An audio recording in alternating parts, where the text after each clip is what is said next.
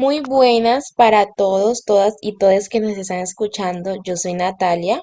Y yo soy Roxana y bienvenidos a este podcast donde abordaremos los temas de género, sexo y heteronormatividad. Hablaremos desde un enfoque científico, cultural y social. Estos temas han sido presentes en la historia y que actualmente se ha visibilizado más por temas de discriminación, movimientos sociales en pro de la comunidad LGBTQI+, feministas y ambientales. Últimamente se habla mucho de identidad y expresión de género, diversidad sexual, sexo biológico y orientación sexual. En fin, de esos conceptos que parecería que habían estado muy claros en la actualidad, con la diversidad que se presenta en nuestra sociedad, o por qué no decirlo en el mundo entero, pero lo cierto es que se ha ido perdiendo su conocimiento o en su efecto muchos de esos conceptos han evolucionado y parte de la sociedad no ha ido evolucionando con ellos. Por ejemplo, podemos citar problemas, documentos y narraciones que surgen acerca de estos temas. Con base a lo que dice mi compañera Roxana, quiero citar para dar la primera definición que creo que es importante que todos sepamos. Como lo he dicho anteriormente, quiero citar a un artículo escrito por Arianna Alonso Celorio y Teresa Bandú, en el cual ellas definen el sistema sexo-género como que hace referencia a las formas de relaciones establecidas entre hombres y mujeres en el seno de una sociedad, en donde en ella se analiza las relaciones producidas bajo un sistema de poder que define condiciones sociales distintas para hombres y mujeres, en razón de las funciones que se les ha sido asignadas socialmente o por su posición económica. Nuestras actuales sociedades están sujetas por ese sistema sexogénero aunque nosotros no lo creamos. Este sostiene una relación desigual de poder entre mujeres y hombres y se ancla en la división sexual del trabajo, el núcleo familiar y la sexualidad obligatoria. Según el glosario de género del Instituto Nacional de las Mujeres, el sexo se relaciona con la biología de cada individuo. Uno nace con esas características, son como las hormonas, genes, sistema nervioso y la morfología, mientras que el género se crea con la cultura, psicología y sociología. Así que el género es socialmente construido y el sexo es biológicamente determinado. Un ejemplo puede ser que los hombres producen espermatozoides y que las mujeres tienen ovarios. Y un ejemplo con el género puede ser que anteriormente solo los hombres podían ir a estudiar o a trabajar, mientras que las mujeres se quedaban en la casa. Y la heteronormatividad es un concepto que sostiene la heterosexualidad como el modo preferido o la norma social para la orientación sexual. Esto lleva a la discriminación y a la marginalización de las personas que no se ajustan a la heteronormatividad. Pero lo cierto es, compañera Roxana, que a lo largo de la historia las ideas y las normas en torno al sexo, género y la sexualidad han evolucionado y han cambiado significativamente. Aunque las ideas y las prácticas sobre estos temas varían de una cultura a otra o de una época a otra, aunque varíen, igual eso se ha dado desde hace mucho tiempo. Un ejemplo de ello es que en algunas culturas como en la antigua Grecia o Roma, se normalizaba o se practicaba la homosexualidad en algunos contextos.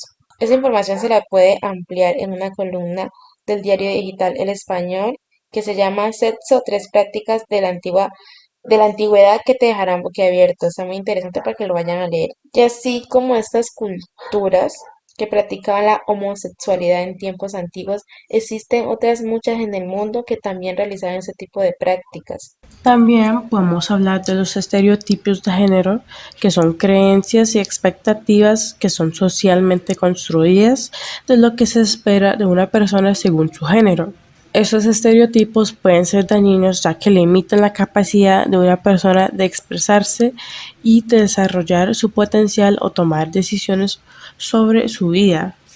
Hablando de estereotipos, que es un tema bastante interesante, las Naciones Unidas nos menciona que los estereotipos son perjudiciales para los seres humanos que perpetúan las desigualdades. Por ejemplo, la visión tradicional de las mujeres como cuidadoras significa que las responsabilidades del cuidado del hogar suelen recaer exclusivamente en ellas. Eso también contribuye a la discriminación, la desigualdad de género, y limitan el libre derecho de desarrollo para expresar su personalidad, y las personas que se sienten obligadas a comportarse de cierta manera solo para ser aceptados, ya que la sociedad tiene tantos estereotipos que los obliga de cierta manera como a cumplir estos, como ya lo he dicho, estereotipos planteados por la sociedad. Además, los estereotipos de género cruzados con otros estereotipos tienen un impacto en ciertas mujeres, como minorías, indígenas, mujeres con discapacidades, migrantes, mujeres de estatus de economía baja u otras situaciones. Los estereotipos de género erróneos son una causa frecuente de discriminación contra las mujeres. Contribuyen a la violación de derechos como el derecho a la salud, a un nivel adecuado, a la educación, al matrimonio, a las relaciones familiares, al trabajo, a la libertad de expresión, a la, a la participación y la representación políticas y a no sufrir de violencia de género. De todos estos estereotipos cruzados con otros estereotipos, existen diversos ejemplos que podemos percibirlos a diario. Uno de ellos es que las mujeres son emocionalmente sensibles, mientras que los hombres son racionales y fuertes. Las mujeres son buenas para las tareas domésticas y cuidados de los niños, mientras que los hombres son buenos para trabajos que requieren de fuerza física o habilidades técnicas. Las mujeres deben ser delgadas y atractivas, mientras que los hombres deben ser altos y corpulentos y musculosos. Las mujeres no son buenas para las matemáticas o la ciencia, mientras que los hombres son naturalmente superdotados para ese tipo de tareas. Son estereotipos que limitan a las personas de que puedan desarrollarse libremente, de que puedan ser ellos. Es importante tener claro todos estos conceptos que hemos abordado en este podcast, porque de esa manera puedes hacer conciencia de los temas que desconocías, o en el peor de los casos como que no eres consciente de que no los tienes claro. Todos estos conceptos sirve para poder identificar y evitar situaciones que pueden estar basadas en violencia de género o violencia sexual en su peor caso. Para evitar estas violencias es importante conocer de ello. Por ejemplo, en el colegio, que es un espacio fundamental para el desarrollo de una libre personalidad, de estilos de vida saludables, como la higiene, nutrición, prevención de uso de sustancias y salud sexual y reproductiva. De todos ellos, solo la salud sexual y reproductiva resulta ser controversial para algunos padres de familia y tomadores de decisión, y más aún cuando se ve incluida dentro de la educación integral en sexualidad. La educación integral en sexualidad es crucial para evitar la violencia de pareja y la violencia homofóbica. Y es que hoy en día la oposición no se centra tanto en la salud sexual, sino en la educación sobre la diversidad. Por esa razón, la UNESCO planteó como estrategia la inclusión de temas de diversidad sexual en los programas educativos, con el fin de poder evitar la violencia a los estudiantes que son considerados como lesbianas, gay, bisexuales, trans e intersexuales, o que son percibidos como tal por sus compañeros. Según un artículo de la Universidad Industrial de Santander, nos dice que 2 de cada 3 estudiantes que hacen parte de la comunidad LGBTIQ+, son víctimas de bullying. En un artículo muy interesante llamado Educación en diversidad sexual necesaria para la salud y el bienestar social, leí que el miedo principal es que si los niños y adolescentes aprenden que hay diferentes formas de relacionarse afectiva y sexualmente, seguramente se volverán homosexuales. Tan absurda resulta esta observación como pensar que si los niños aprenden sobre la existencia del vegetarianismo, dejarán de comer carne. La homosexualidad, tanto masculina como femenina, y la transexualidad obedecen a una combinación de factores biopsicosociales. los cuales ciertamente no se enseñan, tampoco se transmiten y mucho menos se curan, simplemente son y ya. Y debido a esas aberraciones, como tú ya las mencionaste, Roxana, que como lo decías, que si un adolescente aprende que hay diferentes formas de relacionarse, tanto afectiva como sexualmente, se va a volver homosexual, como ya lo he hecho, son aberraciones.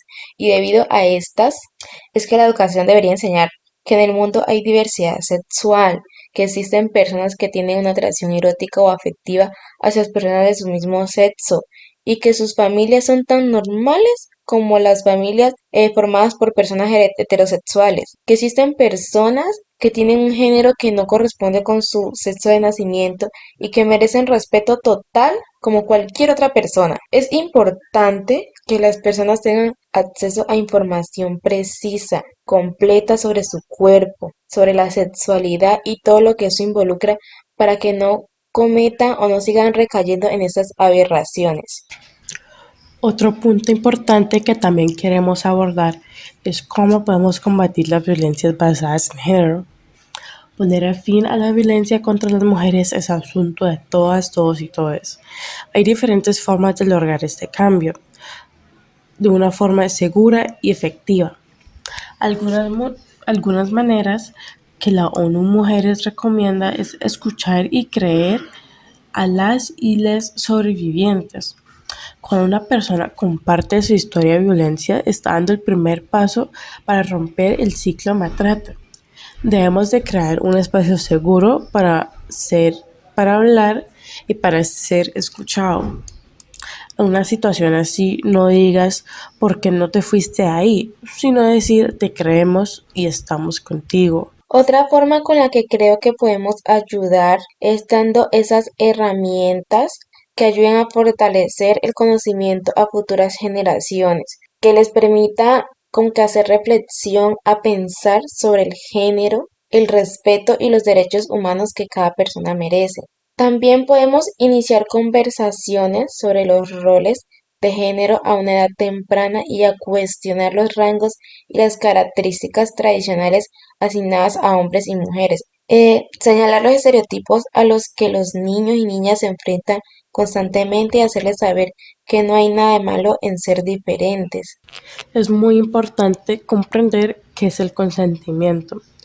En un lugar de decir un no, asegúrate de un sí activo que haya sido expresado por todas las personas involucradas. Integra el consentimiento convencido en tu vida y habla de él. Frases como se lo está buscando o los hombres así son intentan desdibujar los límites de consentimiento sexual y culpabilizar a las víctimas y exculpar a los agresores del delito que han cometido. Ya para dar cierre a este podcast, les quiero decir que la discriminación y la violencia de género son problemas graves que nos afectan a todos y es de suma importancia tomar medidas para prevenir y combatir estas formas de violencia. Podemos hacer esto incluyendo en la enseñanza y la educación la igualdad de género, la promoción de la diversidad y la inclusión, la denuncia y el castigo de los agresores. Con esas pequeñas acciones podemos ayudar a ir previniendo y combatiendo este tipo de violencias. Además de que la igualdad de género es una lucha que nos involucra a todos, a toda la sociedad. Es importante que tanto hombres y mujeres se involucren, reconociendo y cuestionando los estereotipos de género y trabajando juntos para construir una sociedad más justa e igualitaria, ya que esto es una tarea que nos debería concernir a todos. Finalmente, es importante tener en cuenta que la construcción de una sociedad más justa e inclusiva requiere cambios profundos y duraderos en todas las esferas de la vida social. Eso no solo implica cambios en las leyes y cambios en las políticas públicas, sino también cambios culturales y educativos que promueven la igualdad y el respeto a la diversidad. Todos esos temas son fundamentales para ayudar a la construcción de una mejor sociedad. Así que la invitación es que nos apropiamos de ellos para ayudar a construir un mejor futuro donde todos seamos libres y ser quienes queramos ser sin presiones sociales. Bueno, esto ha sido todo por hoy. Esperemos le haya gustado mucho el podcast, que haya sido de su agrado y nos veremos en una próxima ocasión. Bye.